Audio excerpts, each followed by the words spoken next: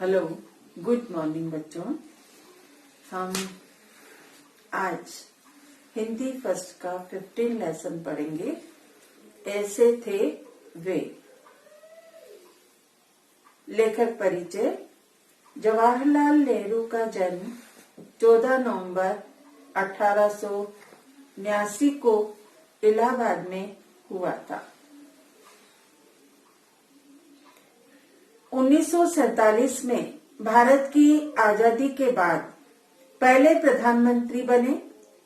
27 मई 1964 को इनका निधन हुआ। पाठ का परिचय है। प्रस्तुत पाठ पंडित जवाहरलाल नेहरू द्वारा लिखित वसीयतनामा से लिया गया है।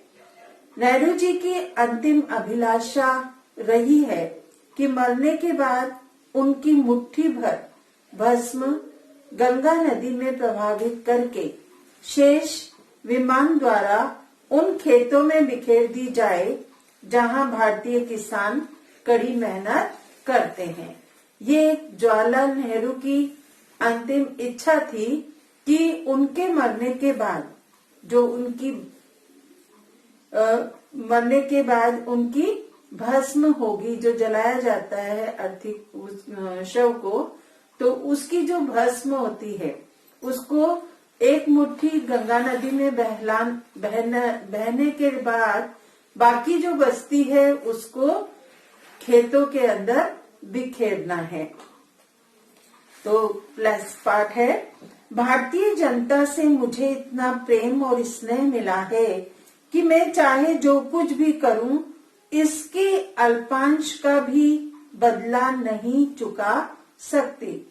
और सच तो यह है कि प्रेम जैसी अमूल्य वस्तु का बदला चुकाया भी नहीं जा सकता। लोगों ने बहुतों को सराहा है और अनेक के प्रति श्रद्धा व्यक्त की है, परंतु भारतीय जनता के सभी वर्गों के लोगों से मुझे इतना अधिक प्यार मिला है कि मैं उससे अभिभूत हूँ।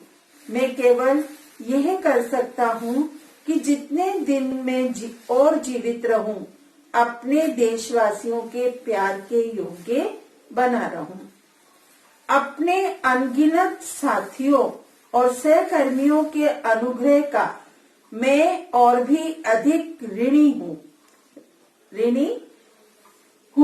हम लोगों ने बड़े बड़े कामों को हाथ में लिया और कंधे से कंधा मिलाकर उन्हें करते रहे तथा उन सफलताओं और विपत्तियों में साझीदार रहे जो इस प्रकार के कामों के साथ अनिवार्य रूप से लगी रहती है।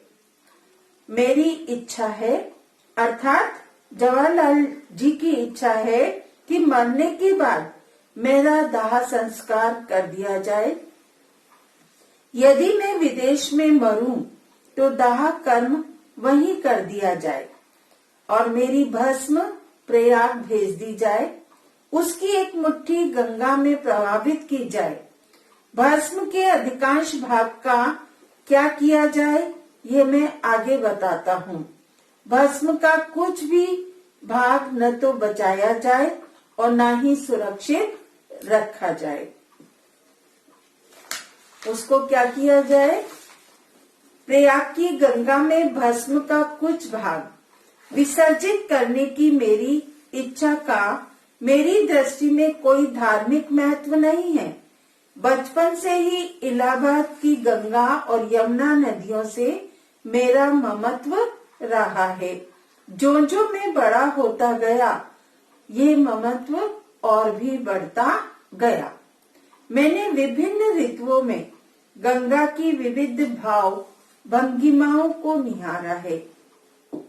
अर्थात हमारे जो इसमें 6 ऋतुएं मानी जाती है, तो जवाहरलाल जी का कहना है कि उन्होंने हर ऋतु के अंदर जो गंगा नदी है उसकी भाव भंगिमाओं को निहारा है। यानी हर ऋतु में उस गंगा में कैसे भाव होते हैं उनको निहारा है। उस इतिहास तथा उन पौराणिक गाथाओं, परंपराओं, गीतों एवं लोक कथाओं की याद मुझे प्राय हो आई है, जो अनादिकाल से उससे संबंध है और उसकी जलधारा का अंग बन गई है।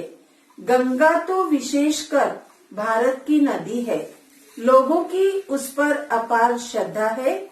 उसके साथ भारत की जातीय स्मृतियां, उसकी आस्थाएं और आकांक्षाएं तथा उसकी जय पराजय और उसके विजय गीत जुड़े हुए हैं। ये गंगा युगों पुरानी भारतीय संस्कृति और सभ्यता का प्रतीक रही है, जो अनादिकाल से बहती हुई बदलती जा रही है, फिर भी बनी हुई है वही गंगा की गंगा। तो आगे हम कल पढ़ेंगे।